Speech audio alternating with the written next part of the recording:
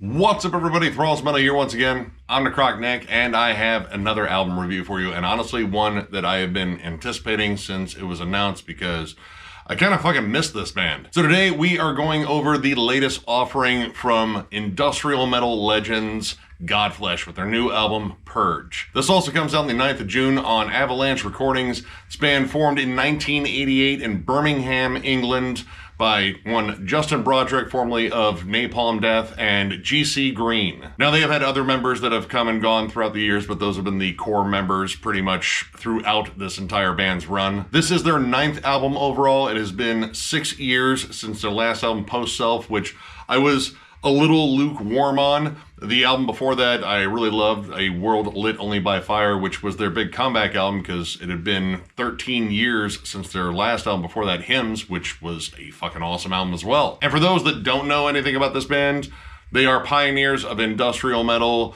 power electronics, noise, like kind of right up there with like Ministry and Throbbing Gristle. Though I'd say this band more so merged it with like a more metallic sound overall, like right from the start. Their debut, Street Cleaner, is pretty much a legendary fucking album in terms of like underground, noisy, industrial metal. I'd still say it's one of their most influential albums, but honestly, throughout this band's career, they really kind of went through a lot of different changes in terms of exploring different soundscapes and employing different elements in their sound, but overall, they write some dark, sludgy, monotonous, but in a good way, kind of industrial metal, and I love it. And admittedly, I missed the singles before this came out. I didn't really get a chance to jam them. I heard about them putting out a new album not long before this thing was released, so I figured, well, fuck it, I'm just gonna jam the whole thing multiple times because I love Godflesh, and yeah, that is what I did, and I have to say, this sounds like old Godflesh. Like, this sounds a lot like their earlier years, like, again, namely Street Cleaner, I would say Pure, Cold World, maybe a little bit of Selfless in there. This is very much rooted in their early sound, and I guess you could say like a return to form, though I don't think their form really, changed too much. They just employed different elements. Again, Post Self was notably different, at least in my opinion, was more atmospheric, and A World Lit Only by Fire was very doomy, and they employed, I think, 7-string guitars in there, which I think that was the first time they did that, and it came off as a very heavy, downtrodden, oppressive album, and I fucking love that one. But this one harks back to a much older sound. The production here is notably more raw sounding.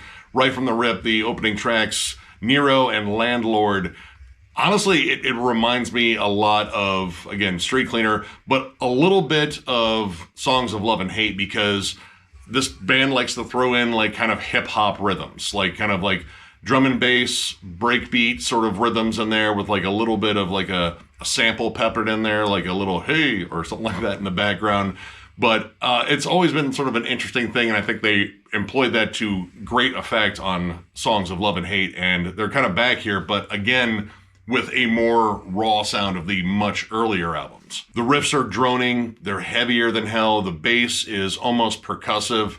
A lot of their stuff is based on just sort of finding a riff in a groove and sort of laying on it and playing very dissonant, ugly riffs with a ton of reverb and lots of like ambient humming and hissing in the background. Like generally it's feedback, sometimes it's keyboards, sometimes it's the vocals. Justin Broderick has a very pronounced roar. You can even hear his thick Birmingham accent come through in that. But he also does occasional clean vocals, the song Permission and The Father, and the last track, which is just like the most sullen, depressing thing on the fucking album, I think. You are the judge, the jury, and the executioner. You hear more haunting, clean vocals, but how they contribute to the atmosphere is lots of layering, lots of reverb, there's synths behind them. They like to create ambience and, atmosphere with kind of minimal things, because this band has always been very minimalistic. The drum loops are very simple. They kind of just hang on to one rhythm. Occasionally you'll get them bouncing outside of it. The song Nero kind of breaks into some stomps occasionally that are a little bit more metallic, but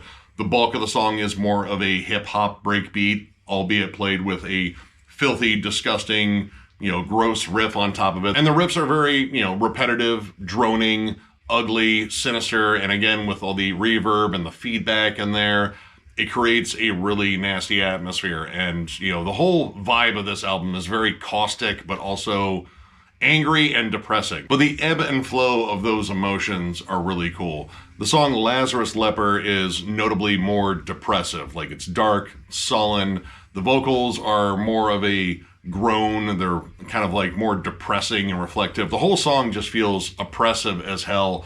And instead of like droning on heavy riffs, there's a lot more atmospheric guitar on it. It's a more dissonant strumming, but at the same time, the bass sort of adds like a notable heft, because I think the bass on this album is very percussive. Like, it's a lot of like big single note hits. And again, the last track, You Are the Judge, the Jury, and the Executioner, is the most bleak sounding track on the album. All clean vocals on that one. They're very haunting.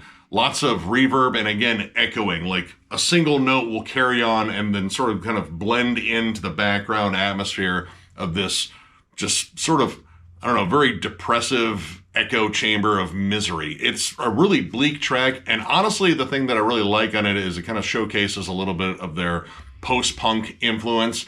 Like, honestly, I could hear a little bit of Killing Joke in this one. Or I would even go as far as to say, like, this is the most bleak and heavy-sounding Massive Attack song I have ever fucking heard. Now, while the pace of this album is generally very slow, very lumbering, very brooding, there are some moments where they do pick up the pace a little bit, namely on Permission and Landlord. The more hip-hop breakbeat sort of rhythms in there kind of add a little bit of a fun groove to it, but I mean, fun is kind of minimalistic in this band's discography because, again, it's generally just dark and brooding, even though they have like kind of a fun rhythm behind it. The riffs on top of both of those songs are just slow, disgusting, and again, very minimalistic. You will not find a lick of anything technical on here. And if you're a longtime Godflesh fan, you know not to expect that. Landlord makes really good use of some extra distorted vocals. They put another layer of creepiness on top of it. And it has like a really interesting breakdown on it where there's some just nasty atonal sliding riffs.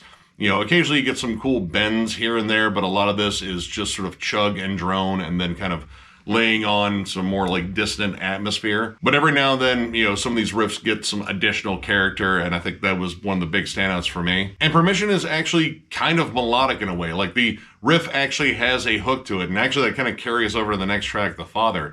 Those are two of the more melodic tracks, quote unquote, because, you know, it's Godflesh. They're not that melodic at all. It's, again, more noisy and ugly. But there are some really cool melodic hooks on that song that maybe would make it a little bit more listenable for someone that may not be familiar with this band at all. The vocal dynamic shifts between the more hardcore bellows and the more haunting, clean vocals on there create a really cool atmosphere. The Father is also a really interesting shift on the album because a lot of the front half makes use of a lot of, again, the break beats, the more hip-hop, you know, sort of beats behind the music.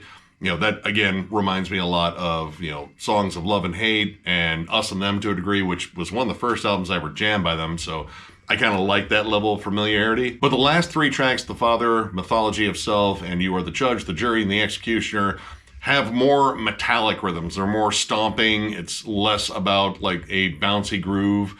Even in terms of like the cymbal accents they use in the programming, it has more of a slow sort of doomy effect. Mythology of Self almost sounds like a lost song from Street Cleaner. It's very heavy, very percussive. There's additional percussion on there, albeit, you know, programmed once again. But it's essentially one long breakdown with slow, noisy guitars, the bellowed vocals. Like, this is definitely like one of the biggest throwbacks on the entire album. It shows up pretty much what they do well pretty much throughout their entire career, which is a minimalistic approach, but essentially layering it and building it to make it sound like there's way more going on than there actually is. Because there isn't a lot to this music just in terms of like, you know, the stuff that is actually played, but it's how it's played. It's how it's layered and how it sounds overall in the end result to make this sort of like caustic, dark listen. That is kind of the main thing with Godflesh. Taking a few ideas and combining them and making them something truly unique. And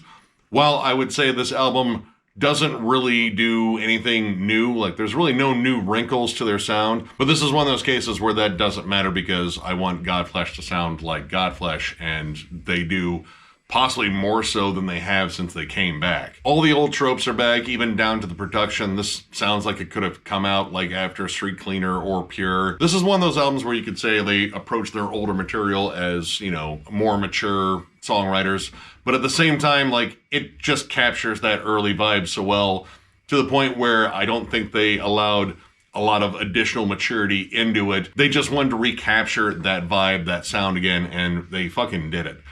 I really dig this album, and overall I'm going to give it 4 stars. The only things I think that kind of hold it back a bit are sometimes I do think it drones on a little too long in certain sections. Like, droning on is a big thing with Godflesh, but there are certain sections, like namely towards the end of songs, where it just kind of does the long fade out of feedback.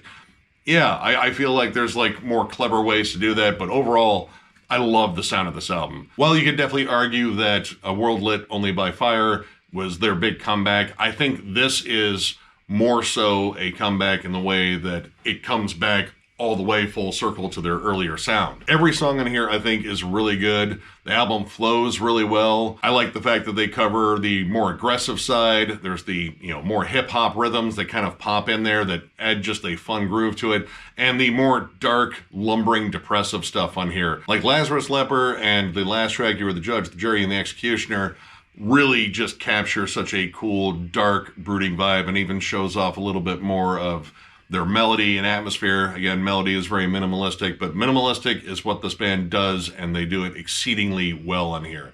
This is a fantastic listen. If you are a diehard, I imagine you already had this pre-ordered, but if you didn't, for whatever reason, go get it.